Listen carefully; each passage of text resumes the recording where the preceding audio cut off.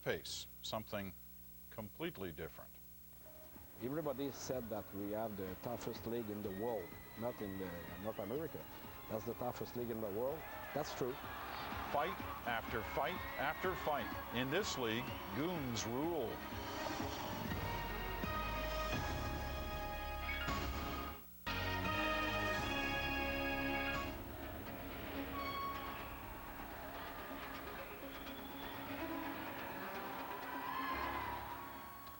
Take a look at professional hockey these days, and it's clear things have changed a lot over the years.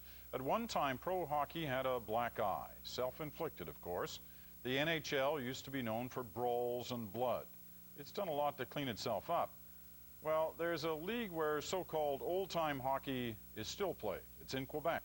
While goals win the games, fists fill the seats. Here's Tom Alderman with Fight Night. Sunrise in Sherbrooke, Quebec, a mainly blue-collar community of some 100,000, where, unlike the big NHL cities across Canada, the locals can look forward this very night to an evening of that grand old game. Where a contest without at least a half-dozen fights is like a day without sunshine. It's the fights that draw the fans in this league, fans who certainly enjoy a pretty pass or a clever deke, but unapologetically appreciate a nice roundhouse right even more. What do you mean there's no hockey just because the NHL is out of action? There is hockey in this country if you are prepared to chase it down. And if you chase it down hard enough, you'll eventually stumble into the rather grandiosely named North American Hockey League. A league you probably never heard of, with teams you probably never heard of, with players you probably never heard of, but whose fans insist play the most entertaining brand of hockey on this continent, NHL or not. It's a league where every team is well stocked with so-called goons, like Sherbrooke's Simon Robidoux, a local boy studying to be a teacher and proud of the fact that he's earning his tuition with his fists. You remember the Broad Street Bullies and the old-time hockey? It's that kind of stuff. It's a good hockey game, you know. It's the same skills you got in the East Coast and all these leagues in America, but it's a lot more fighter. You got every team got a 5-6 fighter, and if a game you don't have 2 fights, people in the stand are not interested. They want some fights. And Simon is happy to oblige. After all, in this league, unlike the hoity-toity NHL, it's the fighters who make the most money, up around $2,000 a week.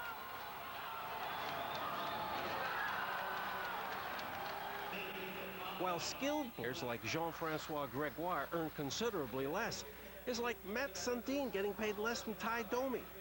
But Gregoire doesn't seem to mind. Like others in this league, he's bounced around hockey towns across North America and admits he was never prepared to make the punishing effort necessary to play in the NHL. So back home to Sherbrooke he went to play and watch his kids grow up and play as well and enjoy the game like he does now.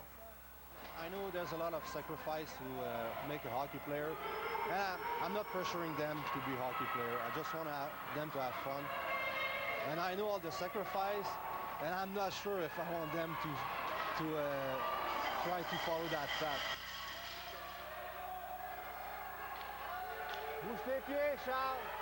Players like Gregoire have returned to Quebec after an up-and-down career.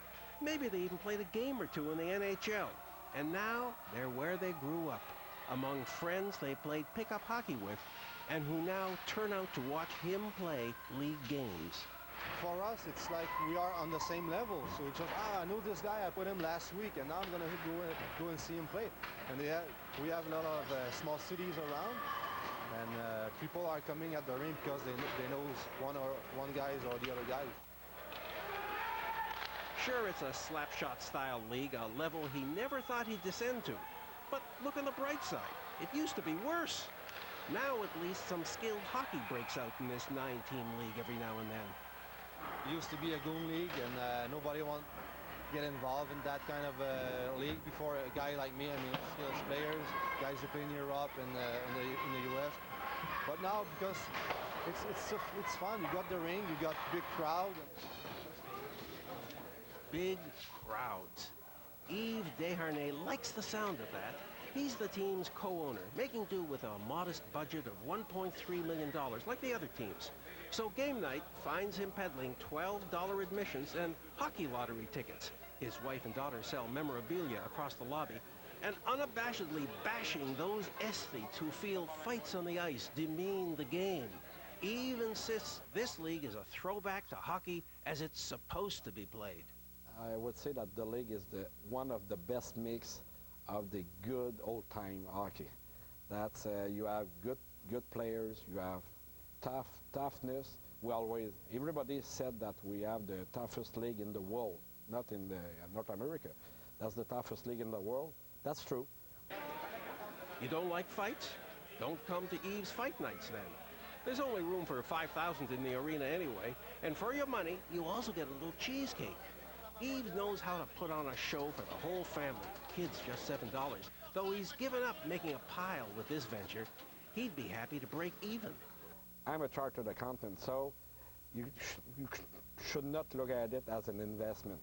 For people who try to look at that and try to analyze what's going to be my return on investment, forget it. That's not that. We're going there because we like hockey. We're like a kid. We have the chance to build an hockey team that's no price for it.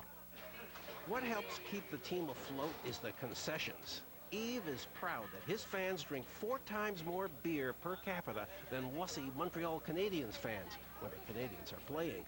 And that delightful conglomeration of French fries, cheese curds, and gravy, known as poutine, just $3.50, is a favorite heartstopper with his crowd who want nothing to do with diets. Diets are for those who think hockey fights are simply awful. Below the stands, the gladiators prepare for the evening's festivities.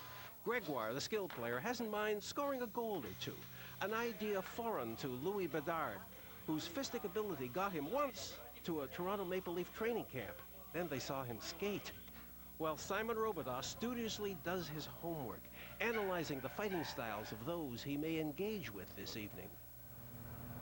So you see with Lingate, he's always entering the fight with 2 hands like that. So he's got an open face. Showtime.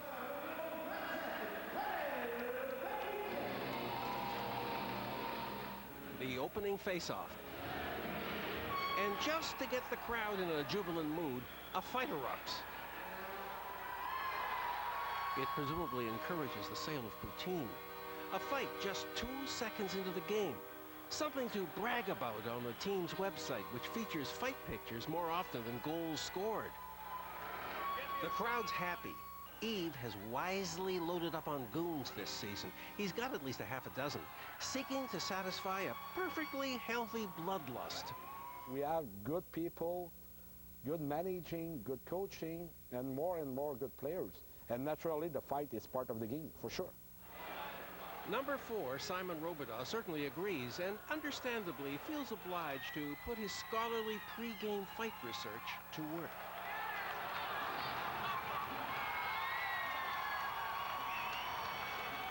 Louis Bedard was feeling left out of the fun, so after politely asking an opposing goon if he cared to dance, a professional courtesy, they danced. Little wonder the goons barnstormed the province during the summer with a series of boxing matches and lure huge crowds. And old number 92 is one of the fan favorites then. Rarely is anyone hurt during these tussles. It's hard to throw a solid punch on skates, so whoever falls on top is usually adjudged the winner, even if he took a bigger beating.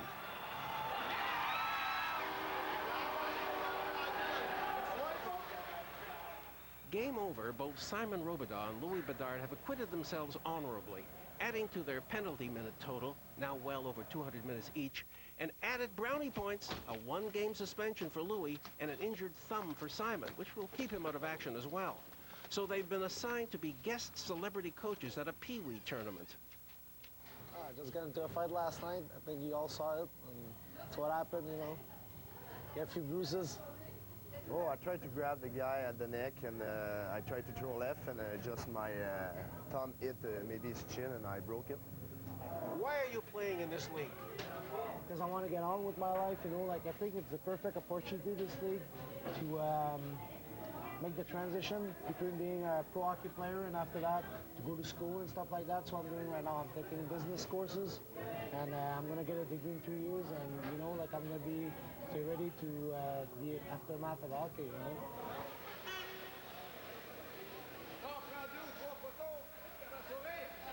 The celebrity coaches get their team pictures taken with their charges, then dispense their wisdom at the bench, taking care to remind their players not to do what they do on the ice. I take a really good pride in the way I am. I'm really fair play on the ice. Like, I'm a fighter and stuff, but I never do cheap shot. Like, I'm not that kind of player, you know. And that's the way they see me on the ice, you know. Like, I just do my job. I'm just a guy who do his job. You would explain this to the kids, I take it, one way or another. Yeah. I mean, if somebody gets a little too rough, you'll explain to them. What would you say to them? It's part of the game, you know, and maybe you're going to be able to do it if you get at a higher level someday, you know. You can do that in Pee-wee.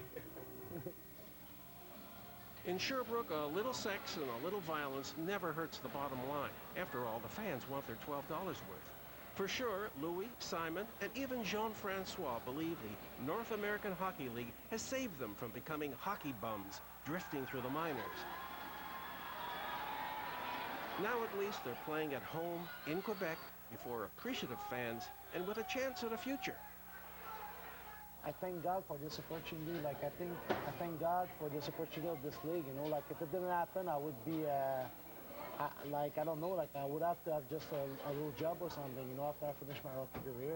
And I can go to school and make a good living at the same time. You like being a fighter? I don't like to fight, but I do it because it's my job and I play aggressive, so I have to face the danger. If I hit someone on the ice, of course someone will jump on me. So I have to take care of me and take care of my teammates, so this is my job. Yeah, I'm sure we are the first league in North America that tough guys are making more money. But because of them, guys like me can play in a good league with a good level. Because without them, I'm not sure that people will come to see the games. And at least they're playing hockey here in Sherbrooke, and in Thetford Mines, and in Sorel, and Three Rivers, and a few other smaller Quebec cities, which is more than you can say for a lot of other bigger cities with NHL franchises. For The National, I'm Tom Alderman.